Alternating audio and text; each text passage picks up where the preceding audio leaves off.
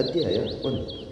ಹೊಟ್ಟೆಯಲ್ಲಿ ಕ್ರಾಂತಿಯಾಗಬೇಕಪ್ಪ ಎಂದು ನಿಟ್ಟುಸಿರು ಬಿಡುತ್ತಾ ಜೋಸೆಫ್ ಅಂಗಾರ ತನಗೆ ತಾನೇ ಎಂಬಂತೆ ಹೇಳಿಕೊಂಡ. ಕೆಸರೂರಿನ ಪೇಟೆಯ ಕೊನೆಯಲ್ಲಿ ಹಾಕಿದ್ದ ಕಲ್ಲು ಬೆಂಚಿನ ಮೇಲೆ 4 ಮಿತ್ರರು ಕುಳಿತುಕೊಂಡು ಅಂತಿಮವಾಗಿ ಈ ತೀರ್ಮಾನಕ್ಕೆ ಬಂದಿದ್ದರು. ಕೆಸರೂರಿನ ಜೂನಿಯರ್ ಕಾಲೇಜ್ ಅರ್ಥಶಾಸ್ತ್ರ ಅಧ್ಯಾಪಕರಾದಂಥ ಡಾಕ್ಟರ್ ರಾಮಚಂದ್ರನ ಪಟ್ಟಾ ಶಿಷ್ಯರಾದ ಈ 4 ಹಲವು ದಿನದ ಶಿಷ್ಯವೃತ್ತಿಯ ನಂತರ ಒದಗಿದ ಜ್ಞಾನೋದಯವಿದೆ. ಇದಕ್ಕೆ ಕಾರಣ ಆರ್ಥಿಕ ಒತ್ತಡವು, ಸಾಮಾಜಿಕ ಕಳಕಳಿಯೋ, ರಾಜಕೀಯ ಮಹತ್ವಾಕಾಂಕ್ಷೆಯೋ ಎಂಬುದು ಅವರಿಗೂ ಕೂಡ ತಿಳಿಯದ ವಿಷಯ. ಅವರು 4 ಮೊದಲು ಇಂಗ್ಲಿಷ್ ಅಧ್ಯಾಪಕ ಜೀವಣ್ಣನ ಶಿಷ್ಯವೃತ್ತಿ ಮಾಡುತ್ತಾ ದಾರಿಯಲ್ಲಿ ಹೋಗಿ ಬರುವ ಕೆಸರೂರಿನ ಹುಡುಗಿಯರನ್ನೆಲ್ಲ ಪ್ರೀತಿಸಿ ಸುಸ್ತಾಗಿ ಲಾಚರ್ ಆಗಿ ಹೋಗಿದ್ದರು.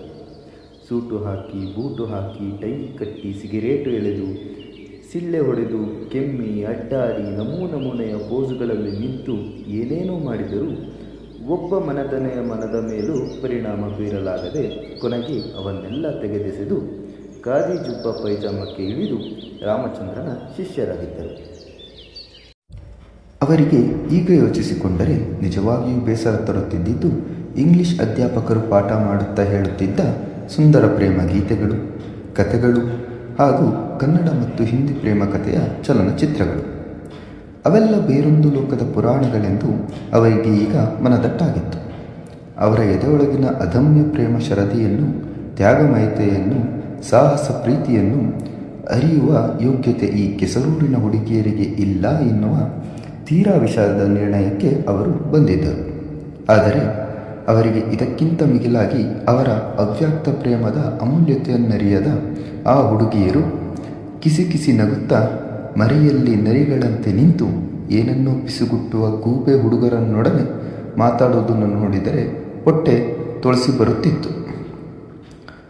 ಇವೆಲ್ಲದರ ಒಟ್ಟಿನ ಪರಿಣಾಮವಾಗಿಯೇ ಅವರು ಅಲ್ಲಿ ಕುಳಿತುಕೊಂಡು ಇಡೀ ಸಮಾಜದ ಅನ್ಯಾಯ, ಅಸಮಾನತೆ, ಕಂದಾಚಾರ, ಶೋಷಣೆಗಳೆಲ್ಲದರ ಮೇಲೆ ರೋಷಗೊಂಡು ಒಟ್ಟಿನಲ್ಲಿ ಕ್ರಾಂತಿಯಾಗಬೇಕಪ್ಪ ಎಂದು ಒಂದು ಸರ್ವಾನುಮತದ ನಿರ್ಣಯ ತೆಗೆದುಕೊಂಡರು.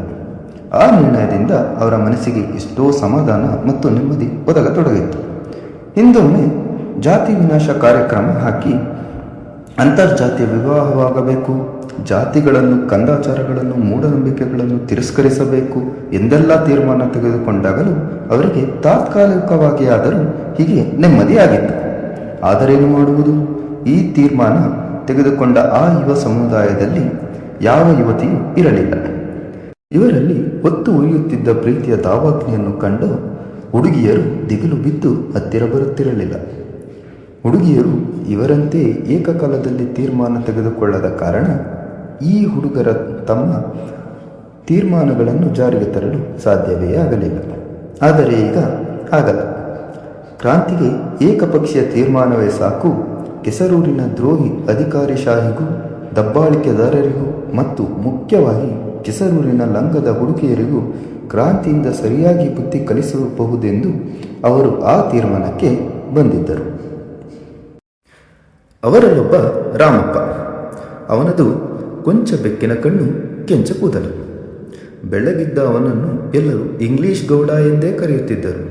ಮೊದಲು ಆ ಬಗ್ಗೆ ಹೆಮ್ಮೆ ಇದ್ದ ಅವನಿಗೆ ತನ್ನ ಪ್ರೀತಿಯ ಸಕಲ ಪ್ರಯತ್ನವು ಸೋಲತೊಡಗಿದಾಗ ತನ್ನ ಕೆಂಚ ಕೂದಲು, ಬೆಕ್ಕಿನ ಕಣ್ಣಿನ ಬಗೆಗೆ ಜುಗುಪ್ಸೆ ಬರತೊಡಗಿತು. ತನ್ನ ಅಜ್ಜಿಯೋ ಮುತ್ತಜ್ಜಿಯೋ ಯಾವಳೋ ಹಿಂದೆ ಇಲ್ಲಿದ್ದ ಯುರೋಪಿಯನರನ್ನ ಜೊತೆ ಮಲಗಿರಬೇಕು ಹಡಬೇ ಲೌಡಿ ಎಂದು ಪೀಳಿಗೆಯ ಪುರಾತನರನ್ನು ನೆನೆದು ಬೈದುಕೊಂಡರು. ಇನ್ನೊಬ್ಬ ಚಂದ್ರ. ಚೀನಿಯರ ತರಹೇ ಸಣ್ಣ ಕಣ್ಣು, ಚೆಂಗಿಸ್ ಖಾನ್ ತರಹ ಮೀಸೆ, ಅದು ತುಟಿಯ ತುದಿಗಳಲ್ಲಿ ಮಾತ್ರ. ಗಡ್ಡ ಮೀಸೆ ಕ್ರಮಬದ್ಧವಾಗಿ ಮುಖದ ಮೇಲೆ ಉದ್ಭವಿಸಲಾಗಲಿಲ್ಲ ಎನ್ನುವ ಕಿರಿಕಿರಿ ಆತನಿಗೆ. ಯಾರೋ ಬ್ಲೇಡು ತಾಗಿಸಿದರೆ ಹುಡುಗರಿಗೆ ಮೀಸೆ ಬರುತ್ತದೆಂದು ಹೇಳಿದ್ದರಿಂದ ದಿನಕ್ಕೆ 4 ಬಾರಿ ಗಡ್ಡ ಹೆರಿಯುತ್ತಿದ್ದ. ಮತ್ತೊಬ್ಬ ಜೋಸೆಫ್ ಅಂಗಾರ. ಕೊಂಚ ಕರ್ರಗೆ ಕುಳ್ಳಗಿದ್ದ ಈತನ ಕೂದಲು ನೀಗ್ರೋಗಳ ಕೂದಲಿನಂತೆ ಗುಂಗುರು ಸುತ್ತಿಕೊಂಡಿತ್ತು. ಕನ್ನಡ ಜಿಲ್ಲೆಯ ಕಡೆಯವನಾದ ಈತನ ಪೂರ್ವಿಕರು ಯಾರು ಹೊಲೆಯರ ಜಾತಿಯಿಂದ ಮತಾಂತರಗೊಂಡಿದ್ದರಿಂದಲೇ ಈತನ ತಂದೆ ರೋಡ್ರಿಕ್ಸರ ತೋಟದಲ್ಲಿ ರೈಟರ್ ಆಗಲು ಸಾಧ್ಯವಾಗಿತ್ತು. ಇಲ್ಲಿಂದ ಇಂದಿಗೂ ಅಂಗಾರನಿಗೆ ಈ 3 ಮಧ್ಯೆ ಸಮಾನತೆಯಿಂದ ಕೂರಲು ಸಾಧ್ಯವಾಗಿತ್ತು. ನಾಲ್ಕನೆಯ ರಮೇಶ. ಚಿಕ್ಕಂದಿನಿಂದಲೇ ತಂದೆ ತಾಯಿಗಳನ್ನು ಕಳೆದುಕೊಂಡು ಅವನು ಕೆಸರೂರಿನ ಶರಾಬು ಅಂಗಡಿಯಲ್ಲಿ ಶರಾಬು ಎಳೆದುಕೊಡುವ ಕೆಲಸ ಮಾಡಿಕೊಂಡಿದ್ದ. ಕಾಲೇಜಿನ ಸಮಯ ಬಿಟ್ಟು ಉಳಿದೆಲ್ಲ ಸಮಯ ಬಹುಪಾಲು ಅಲ್ಲೇ ಆತ ಕಳೆಯಬೇಕಿತ್ತು. ಅಲ್ಲಿ ದಿನ ಕುಡುಕರ ಜೊತೆ ವ್ಯವಹಾರ, ಜೊತೆಗೆ ಕಳ್ಳಬಟ್ಟಿ ಕಾಯಿಸುವ ಮನೆ ರೈಡಿಂಗ್ಗಳೆಲ್ಲ ಹೋಗಿ ಅವನು ಹೊರಟು ಬಿದ್ದು ಹೋಗಿದ್ದ. ಅವನನ್ನು ಎಲ್ಲರೂ ರೌಡಿ ಎಂದು ತಿಳಿದಿದ್ದರು. ಇಷ್ಟಾದರೂ ರಮೇಶ ಮೂಲತಃ ಒಳ್ಳೆಯವನೇ ಆಗಿದ್ದ.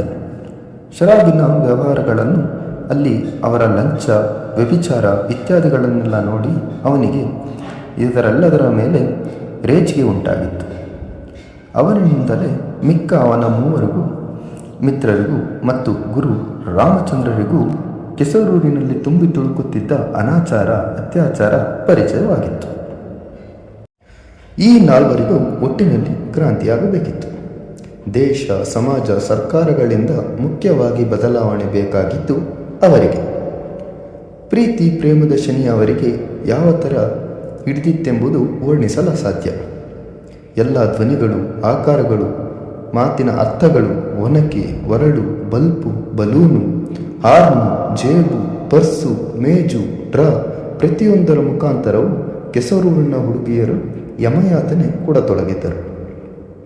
ಅವರು ಎದುರು ಬಂದರೆ ಗಾಬರಿ, ತಿರುಗಿ ಹೋದರೆ ಹತಾಶೆ, ಇವರತ್ತ ತಿರುಗಿದರೆ ಏನಿದರರ್ಥ ಎಂಬ ಆತಂಕ, ನೋಡದಿದ್ದರೆ ತಮ್ಮ ಮೀಸೆ, ಕ್ರಾಪು, ರೂಪ, ಆಕಾರಗಳ ಮೇಲೆ ರೋಷ.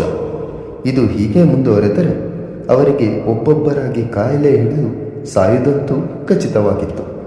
ಇಂಥ ಸಂದರ್ಭಕ್ಕೆ ಸರಿಯಾಗಿ ಡಾಕ್ಟರ್ ರಾಮಚಂದ್ರ ಕೆಸರೂರಿಗೆ ವರ್ಗವಾಗಿ ಬಂದ. ಬೇರೆಲ್ಲೋ ಆತ ಹುಡುಗರನ್ನು ಪ್ರೇರೇಪಿಸಿ ದುಂಬಿಗೆ ಕಾರಣನಾದನೆಂದು ಅವನನ್ನು ಶಿಕ್ಷಿಸಲು ಕೆಸರೂರಿಗೆ ವರ್ಗ ಮಾಡಿದ್ದರು.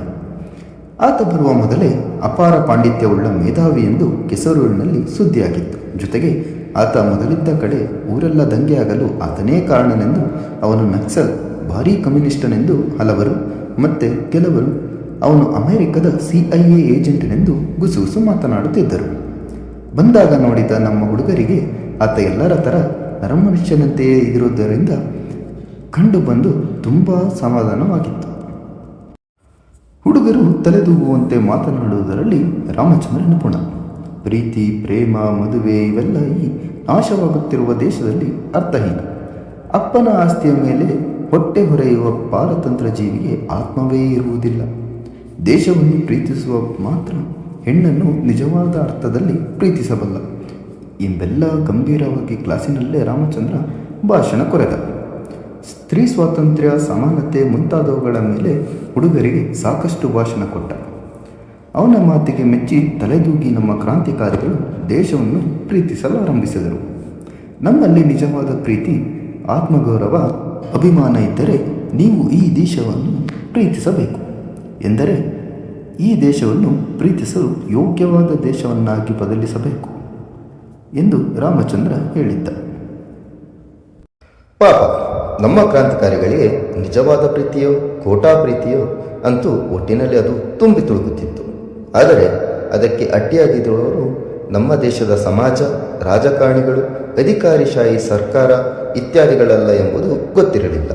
ಆದರೆ ಈ ಕೆಸರೂರಿನ ಹುಡುಗಿಯರೇ ಗಟ್ಟಿ ಮನಸ್ಸಿಂದ ಧೈರ್ಯ ಮಾಡುತ್ತಿಲ್ಲ ಅಷ್ಟೇ ಎಂದು ತಿಳಿಯುತ್ತಿದ್ದರು.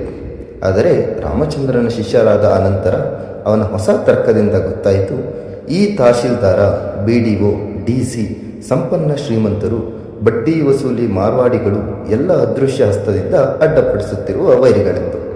ಇದನ್ನೆಲ್ಲ ಸೂತ್ರೀಕರಿಸಿ ಅವರು ಒಟ್ಟಿನಲ್ಲಿ ಕ್ರಾಂತಿಯಾಗಬೇಕಪ್ಪ ಎಂಬ ಒಮ್ಮತದ ತೀರ್ಮಾನಕ್ಕೆ ಬಂದಿದ್ದರು. ಅವರ ಮುಂದಿನ ಕಾರ್ಯಕ್ರಮ ಏನೇ ಇರಲಿ, ಅವರ ಈ ತೀರ್ಮಾನವಂತೂ ಅವರ ಮನಸ್ಸಿನೊಳಗೆ ನೆಮ್ಮದಿ ತಂದಿತ್ತು. ಕುಳಿತಾಗ, ನಿಂತಾಗ ಪ್ರತಿಯೊಂದು ನಾಡಿ ತುಡಿತದೊಳಗೂ, ಹೃದಯದ ಮಿಡಿತದೊಳಗೂ ಹೊಕ್ಕಿ ಪೀಡಿಸುತ್ತಿದ್ದ ಕೆಸರೂರಿನ ಹುಡುಗಿಯರ ಕಾಟವನ್ನು ಕೊಂಚ ಶಮನ ಮಾಡಿತ್ತು.